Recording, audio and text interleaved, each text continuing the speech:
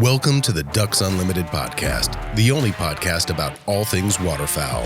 From hunting insights to science-based discussions about ducks, geese, and issues affecting waterfowl and wetlands conservation in North America, we bring the resource to you. The DU Podcast with your host, Chris Jennings. Today we've got a great show. We've got Ducks Unlimited CEO Adam Putnam back on the show. Adam, welcome back to the podcast. Man, thanks for letting me back. I thought this was like a once every 5 years deal, so I'm glad that I didn't screw it up too bad last time. No, we were actually trying to limit your exposure to the pod. No, I'm just kidding. We're not. But no, it's great to have you back. Budget time. You want more money. That's right. We just need a little bit more money, so we'll bring you back on. And if we get it, we'll bring you back on 10 more times to get more. Yeah, trying to upgrade this studio. Hey, the studio's great. The studio's great. But the main reason why I wanted to bring you on here today, and it's an exciting time. It's an exciting time for Ducks Unlimited. It's an exciting time for everyone. You know, throughout the organization, we've gotten back to a lot of in-person events. We've kind of looked back at 2020, the chaos that it was. We're moving forward.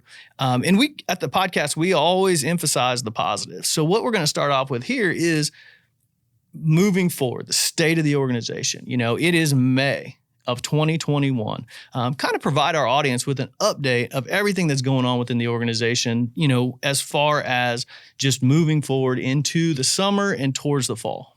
Well, there's a lot of great stories there. I mean, you don't have to look hard for rainbows and unicorns to find a lot of the good that did come out of this god-awful year that we've all just survived. And the vast majority of that was made possible by our passionate, devoted volunteers who, when everything else in their life was upside down, they still found time to give back to DU with their time, which is the most precious, with their treasure, with their creativity. So if you look at COVID, where in the early days, it looked like we were losing 4,500 in-person events. And within 2.5 weeks, we had designed, with the help of volunteers in Pennsylvania, was the first virtual event that we ever did, which led to nearly 3,000 virtual events that we'd never done before. And then 1 year, we got 3,000 of them. I mean, it was a hard pivot because we had no choice, but it worked out well. And then as the world began to slowly reopen in the states where we could gather, the enthusiasm was off the chart. Even if they had lower required attendance rates, the enthusiasm, the passion, the auction items, everything was just off the charts. Everybody was buying, raffle tickets by the fistfuls because they were just so happy to be back together. And that's kind of the magic and the secret sauce of DU. And then that $1 raffle ticket gets matched with $1 from a state wildlife agency and $1 from DC. And pretty soon we were actually accelerating our conservation mission and had a record year for conservation because we could speed up projects because people were not in the way. So in the last year, we delivered over 600,000 acres of conservation habitat in 1 year, a record for the 84-year existence of our organization. And that number, that annual number of 600,000, put us over the top, where as a company, as a conservation leader, we're now over 15 million acres conserved across North America. And that's an area the size of West Virginia. That's just extraordinary to wrap your head around, and totally made possible by our volunteers, our staff who worked through all of the adversity, working from home, publishing a magazine remotely, launching a new magazine, Wetlands America, getting work done, taking advantage of the fact that we could accelerate projects. All of those things together means that this company is actually positioned to slingshot out of the COVID year stronger, leaner, and more passionate and focused on our conservation mission than ever before. Amazing. Moving forward, what did you see as one of the biggest takeaways for just functionality of the organization from a conservation perspective? You said, we were able to do all this work because there were people in the way. What was the one thing that really, maybe it's more than one thing, but one thing that really popped out to you that where you were like, man, this is a direction that our organization can go now that we've learned how to do that? Is it just virtual? Is it just, things like that you take that takeaway, or is it, a whole encompassing perspective? One of the things that we learned, and as proud as I am that we were able to make that adaptation to virtual, we also learned that nothing replaces being together. And nothing replaces volunteers meeting, planning, organizing, and then rolling out this grand banquet that they've spent months working on, and the energy in that room. So we learned that technology allows us to do a lot of things, but the trust and the confidence and the personal relationships that are built by being together were the momentum that allowed us to get through the crisis. It's not a substitute for it. And so it really is a powerful reminder of the strength of our culture and the importance of that culture being protected, that fundamentally is about like-minded individuals who are passionate about leaving the world better than they found it, coming together in a variety of ways, but mostly in person, to make things happen for waterfowl, wildlife, and people through our conservation mission.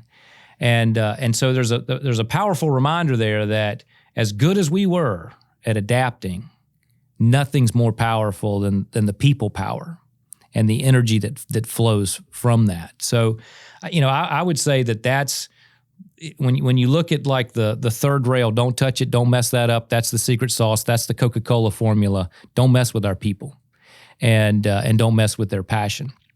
And then we came through this as well as we did because we kept our people first, kept our staff healthy, kept our people healthy.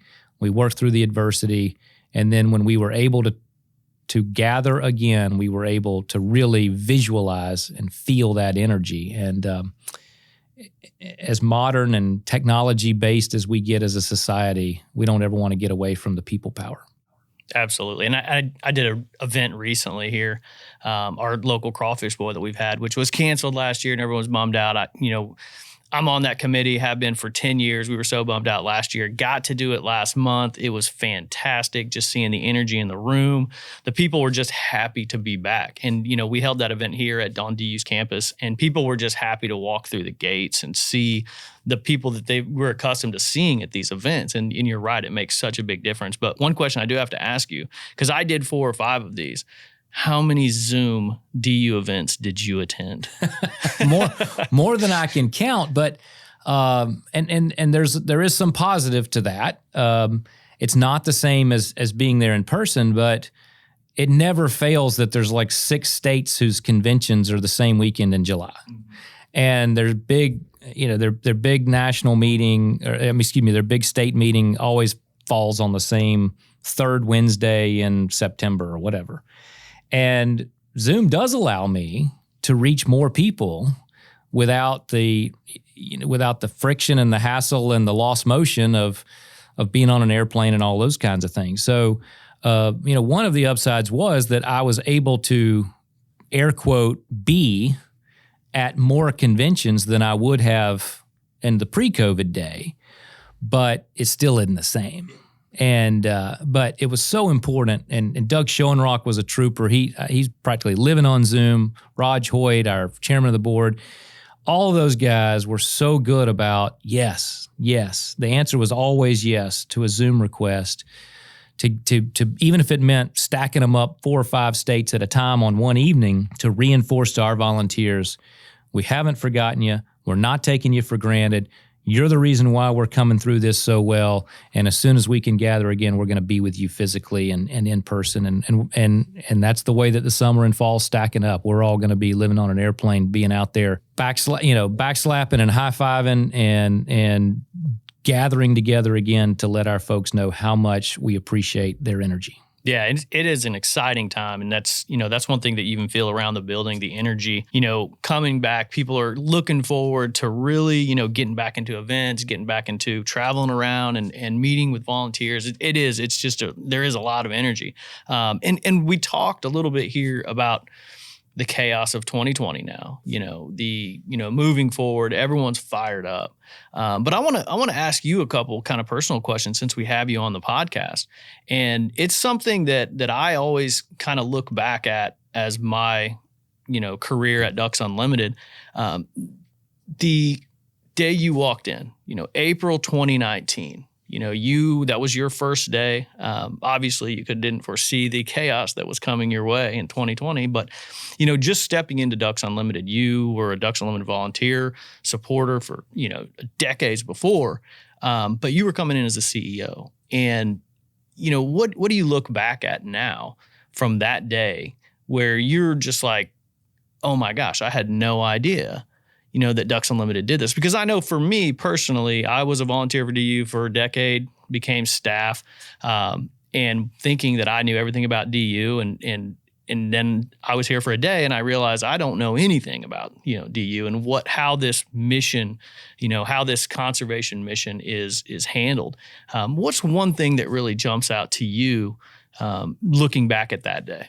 Well, you're so right. I mean, when we're volunteers and we're focused on our chapter, our community, we're really viewing the mission through a straw. And to come in and have the opportunity to be a part of Team DU and be around such great folks, the part that I couldn't comprehend, even you study, you read up on it, you go through the file, you can't comprehend the breadth of what we do and the different approaches that we take because managing conservation projects, organizing banquets in the Deep South and Mississippi Valley is different than how we're doing it in the Central Valley of California. And it's completely different than how we deliver on mission with our partners in Canada and Mexico. And so to be in a room, to walk into a staff meeting and have a soil scientist, an agronomist, a wildlife biologist, a waterfowl ecologist, a fundraiser, an engineer, a realtor, a land lawyer. I mean, a podcast producer. Yeah, well, he's not invited. Yeah, we don't let them come to the employee barbecues. But all of that is just the way that everyone interacts and has each other's back and works toward that common mission, especially coming from a world where I had been in politics and you could get people to argue over what color the sky is if you offered them 30 seconds on television. And now to be in a room with a whole bunch of people who are all fired up and ready to go, and there's no disagreement about where we're going. There may be disagreement about how we get there, how fast we go, whether we turn left or right at Albuquerque, but at the end of the day, we're all moving in the same direction. And that is just such a powerful force. But to answer your question, the surprise really being the breadth of how we go about delivering those 15 million acres and how we accelerate the pace of the delivery of the next 15 million acres. And that's pretty cool.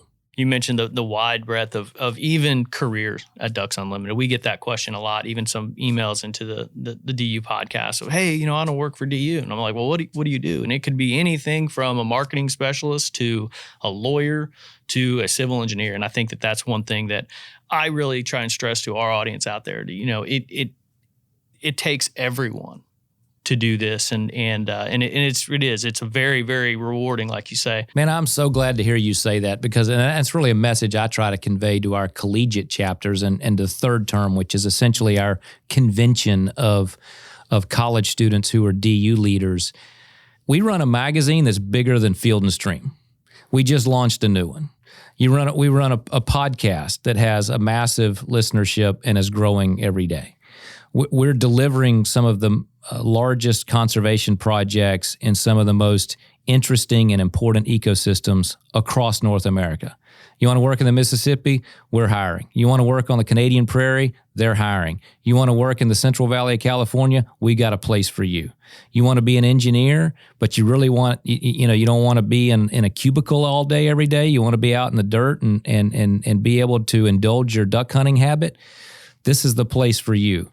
As you said earlier, I mean, we've got attorneys, we've got accountants, we've got financial people, we've got folks who are managing land easements. This is a significant conservation company that needs a wide range of talent.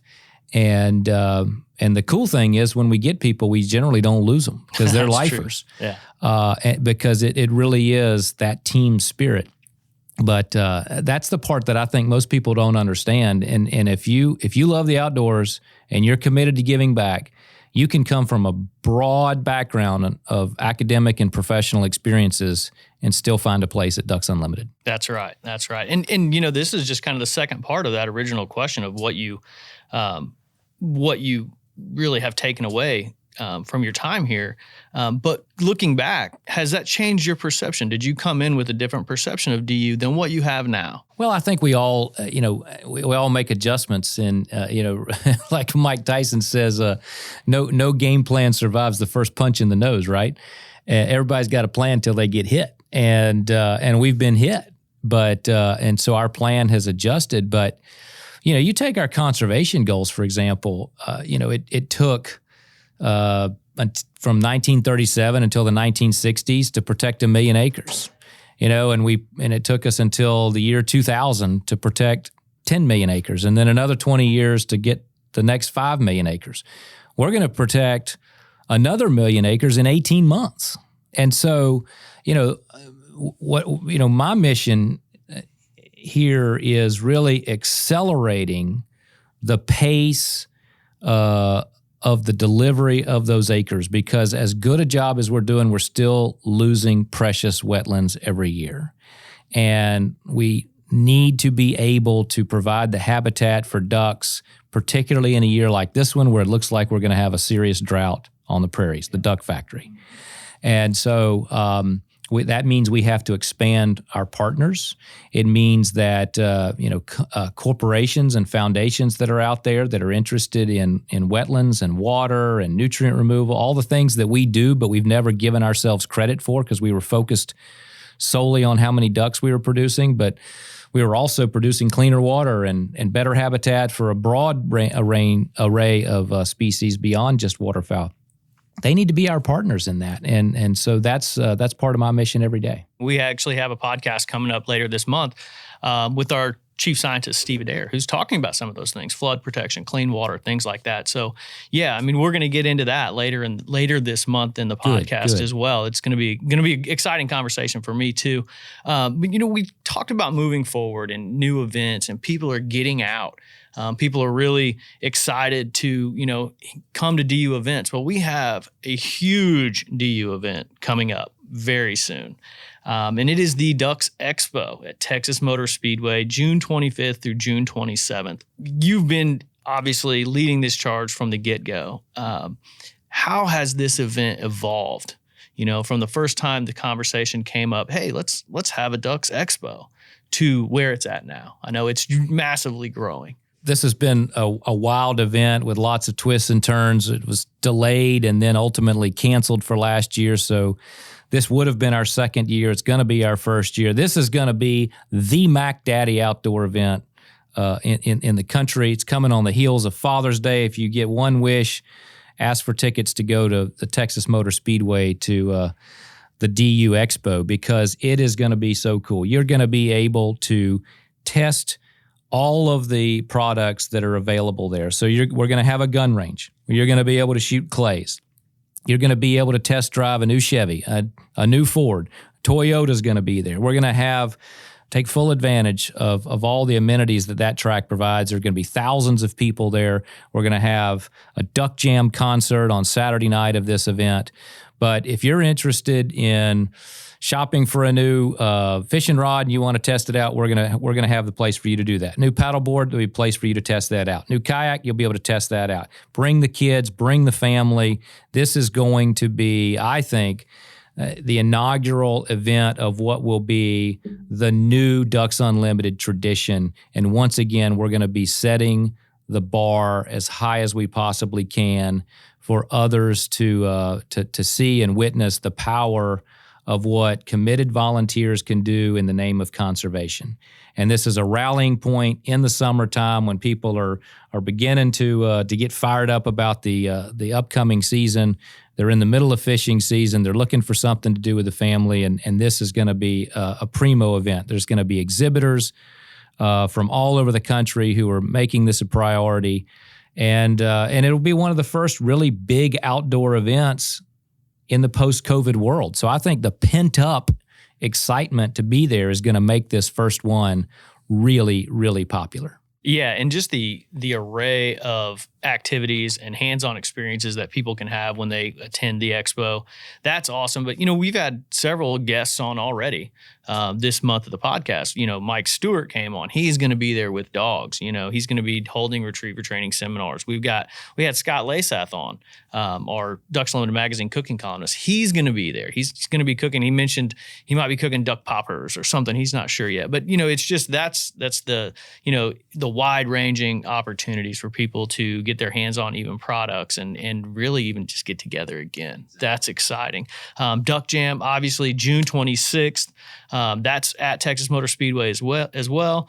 And everyone can get tickets at duckexpo.com if you want to check out all the different activities. I think that website, it even has opportunities where you can book hotels, recommended hotels arrangements, things like that, where people can really get out there and use this as an opportunity to reintroduce to the outdoor community. I think that's a great opportunity. Moving forward, again, people getting together, people excited about getting together. We have the National Convention September 8th through the 11th, and it's in New Orleans, one of my favorite cities personally. But, kind of explain the significance of the National Convention to our audience. We get a lot of questions about the convention, and it's not necessarily the exact thing that some people think about as far as a huge event, but explain the significance of it for you and for RDU members.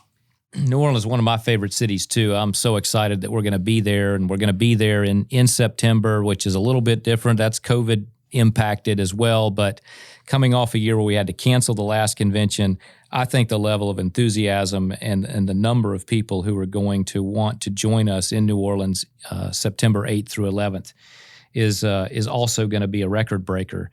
Again, people just wanting to be together. But our convention, getting back to your earlier question about what are those moments when you really understood from a different perspective your role as a staff member here at Ducks Unlimited. It was that first convention that I attended, and that's just such an emotional and powerful gathering of our most dedicated volunteers, and we welcome all DU members to attend our convention.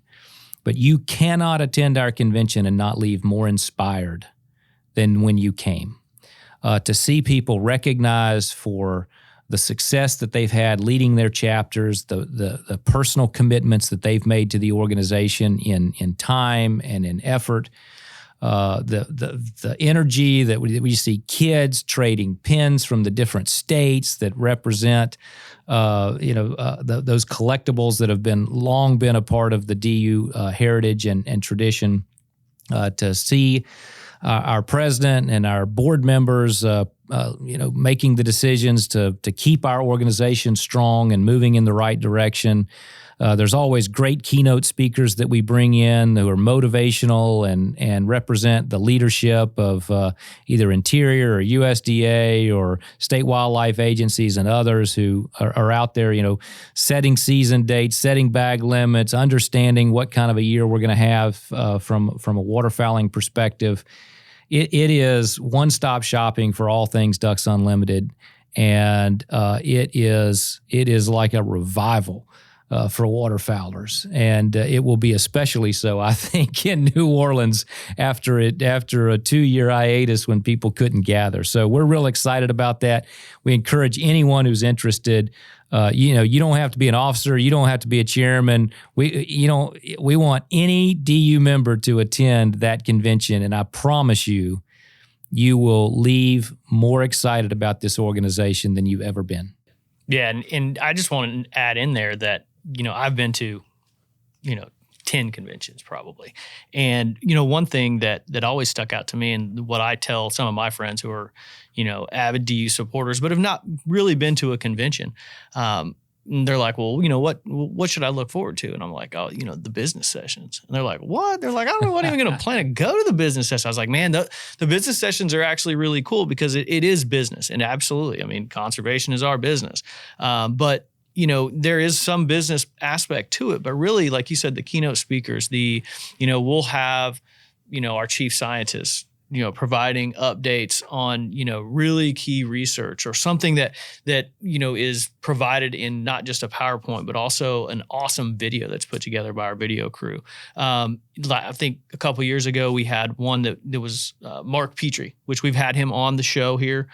He presented some information about snow geese and competing with ducks. And we actually did a podcast based off of that national convention presentation. And so that's what I tell people is you walk in there expecting like a total business session, and it's not. It's educational, it's informational, we make it entertaining.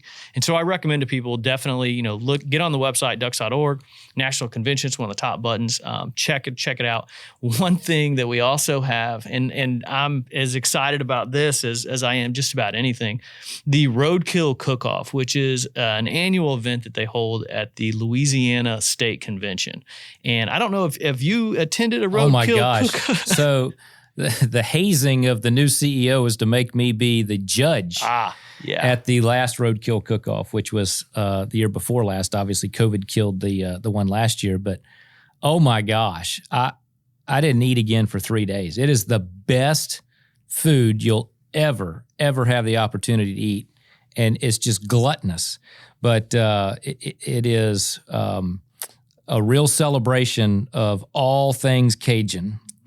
And the food is fantastic. And so we've amped it up, put it on steroids, and now we're going to take what was just the state-based contest, and we're going to make it available to everyone who attends the convention, and their mind's going to be blown by how good they eat. Oh, it's going to be great. And the idea of the Roadkill Cook-Off, especially in Louisiana, South Louisiana, anything is on the table. I guess that's a good way to put it. So it could be, I think the rules originally started out as if it can crawl, swim, run, slither, and could have potentially been hit by a car and peeled off the road and turned into a great dish. But I want to add in here, I sent a freelance contributor down to the Roadkill Cook-Off several years back and just to get a collection of recipes. And the first one that he sent me as he's tying all these recipes together was a gumbo recipe that started out with 24 whole ducks and 2 gallons of oysters. And I was like, what? That is amazing. I was like, that's my kind of recipe. I mean, it's like, wow. And that's the kind of things that you would see at the Roadkill Cook-Off, and just one aspect of the many different activities that we'll be offering at the National Convention this year. So for our listeners out there, highly recommend it. September 8th through the 11th. In New Orleans, it's going to be a good time. Bring your appetite and your stretchy pants. That's right. We've got one more new, exciting, we've probably got 100 different new and exciting programs going on within DU. But this one is something that, it's a little bit different. It's something that, I think our audience will be very interested in hearing. And it is, we have the Wings Over Water movie. And this is a kind of a group deal with several different organizations, but it's an IMAX 3D high definition film that will be launching probably, I think you mentioned later in 2022, but there might be a little catch to that. So do you want to kind of explain the Wings Over Water film, how it's coming together, and then also, where our audience will be able to see this? This is a really cool opportunity, and it speaks to, on so many levels, to our challenges as a conservation mission and the opportunities that are out there for us to meet those challenges. So, we know that we need to reach more young people. We need to reconnect the next generation with the outdoors, and for all the things that COVID has taken away from us, one of the things that it hopefully has given us that will stick around is this love of being outdoors again. And so Wings Over Water is an IMAX film filmed in high def 3D by some of the best outdoor cinematographers there are. It'll be narrated by Michael Keaton, Batman for those of us of a certain age. I immediately thought that, so I just put myself in that age group. Exactly. So this is not some low rent deal. This is a big time production that Ducks Unlimited is a lead investor in, along with Max McGraw Wildlife Foundation, based out of Chicago. Audubon Society is also a partner in this. And this is the kind of film that you want your kids and your grandkids to see. You bring your wife and your neighbors and people who may or may not be duck hunters.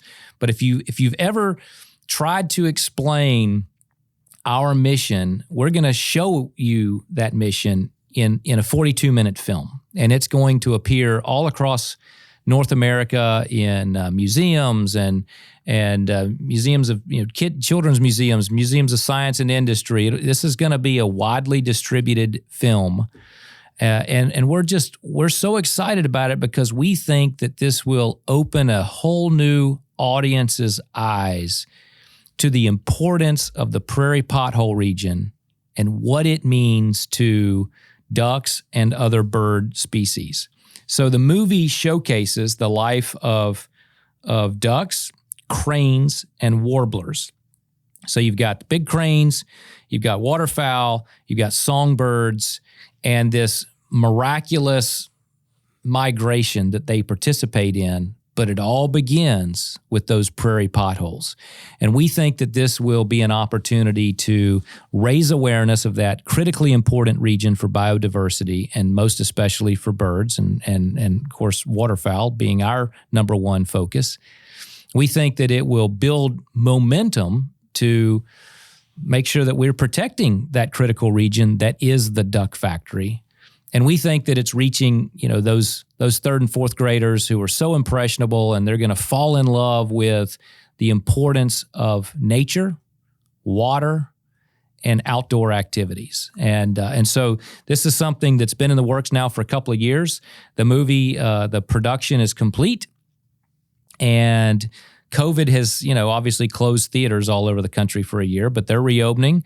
So 22 will be when this begins to be distributed, but its grand premiere will be at the Ducks Unlimited convention in New Orleans in September of this year. So we're very excited about it, and it's one more reason why you should come to our convention. Absolutely. And the, one thing, just kind of as you were talking about that, I was thinking, 3D high definition IMAX in the prairies, focusing on these birds, ducks, other wildlife probably.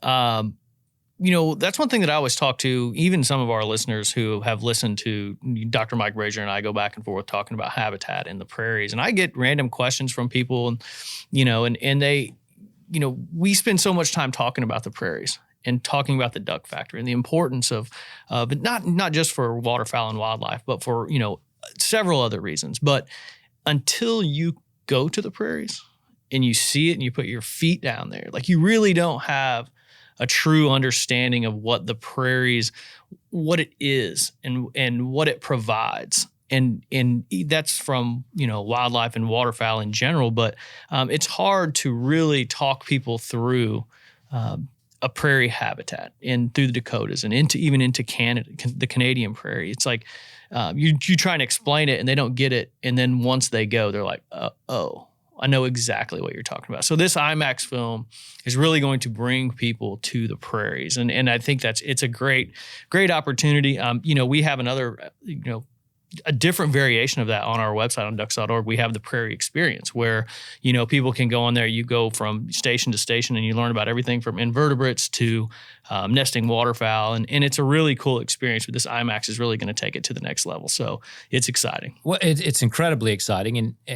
And for much of our 84 years, no one in North America cared more about the prairies than Ducks Unlimited.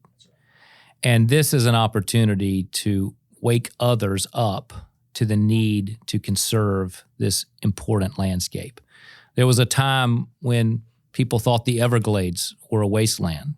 There was a time when the Amazon was viewed simply as a resource to be exploited. And it's the prairie's moment to be recognized for the essential global landscape that they are, and the role that those potholes, that for decades, nobody cared more about those potholes than Ducks Unlimited. This is an opportunity to reach that broader audience to say, you ought to care as well, because this is the beginning of the water that ends up in the Gulf. And you ought to care as well, because it's also the landscape that's the breadbasket for the planet. And we need farmers and ranchers on that landscape. But it's also the duck factory. And it's also where the cranes and the warblers and so many other species begin their life cycle. And it's worth knowing more about it. It's worth protecting. It's worth conserving. And it's worth supporting the organizations who've dedicated their existence to protecting that landscape. Oh, that's great. And, as we have gone down the list of, some of the most exciting events and some of the different programs that are coming in the near future. And I know those are things that you're obviously excited about and you'll be in attendance, but, what are some of the things that you're looking forward to just in the near future, as far as you even personally, moving it from, where we've kind of been, I guess, kind of stuck here at national headquarters, and now you're starting to look at, your next few steps. What are some of the things that you're looking forward to this summer and into early fall, other than, the national convention and Expo and things that you'll obviously be at? Well, we've got a lot of plates spinning. There's just a lot going on, but that's exciting. I mean, it's the antithesis of what much of the last year has looked like. I'm looking forward to being back out on the road and being around people again and gathering again and feeling that energy and being a part of something larger than ourselves. We're keeping an eye on the drought. Mother Nature moves on, COVID or no COVID. We're paying very close attention to that, and it's concerning. We continue to deliver projects across the landscape, all across North America, not just in the prairies. If we are looking at long-term drought conditions, it certainly makes me feel better about the investments that prior DU leadership has made in the boreal forest, which is the backup plan for duck breeding habitat. And thankfully, there will be hundreds of millions of acres that has been conserved in Canada as a result of DU and our partners' leadership. We continue to be involved on the policy front, making sure that that policies that come out of our states and out of our national capitals in the U.S. and Canada are doing right by waterfowlers and our needs, as well as the habitat. So lots going on. It's really good to be looking at crowded calendars again instead of just a stack of Zoom meetings, and the opportunity to get out there and look people in the eye, shake their hand, and thank them personally for everything they've done to help Ducks Unlimited get through this COVID and actually come out of it stronger than we were before. That's perfect. That is certainly something to look forward to. And I've got a couple more things for you. You mentioned drought, long-term drought, the potential of. I just want to remind our listeners that we will have our faithful guest from Ducks Unlimited Canada, Dr. Scott Stevens, who's in charge of the prairie and boreal programs up there. He's going to be joining us very shortly to provide habitat updates. We're going to be reaching out to people all across the Canadian provinces, North Dakota, South Dakota, and we'll be providing these pretty regular updates on the podcast as far just letting people know what the habitat looks like, and the potential for it either improving. All it takes is a couple good storms and things can turn around pretty quick, but the timing of it is what's really important. So we're going to really bring that stuff to you as fast as we can get it. My next thing is I recently returned from spring break trip down visiting my parents in Fort Myers, and I checked my inbox. I couldn't find that email where you were going to give me all the snook secrets around Captiva, Sanibel, Charlotte Harbor. You never sent that email from the last podcast. I don't trust you. Yeah, you'd be broadcasting my whole numbers on your podcast. Yeah, I probably would have started guide service if I'd have got that email for sure. But Adam, this has been great. I think it's been informational for all of our listeners, and we're looking forward to having you on again very soon. Well, thanks for having me. I hope your listeners have gotten a lot out of this, and this is one of our most powerful tools for getting out real-time information about not just the work that our organization does, which is a lot of what I've shared today, but the science. I mean, we are a science-based organization, and that's really where you and your team have just been such an effective communications tool for us to keep people updated, get them ready for the next season, get them excited, and keep everyone focused on leaving the world better than we found it, which is what we've been doing for the last 84 years. That's great. Thanks a lot for joining us. You bet. I'd like to thank my guest, Ducks Unlimited CEO Adam Putnam, for joining us today and providing kind of a state of an organization and what to look forward to in the summer and into early fall. I'd like to thank our producer, Clay Baird, for doing a great job and getting it out to you. And I'd like to thank you, the listener, for joining us on the DU podcast and supporting wetlands conservation.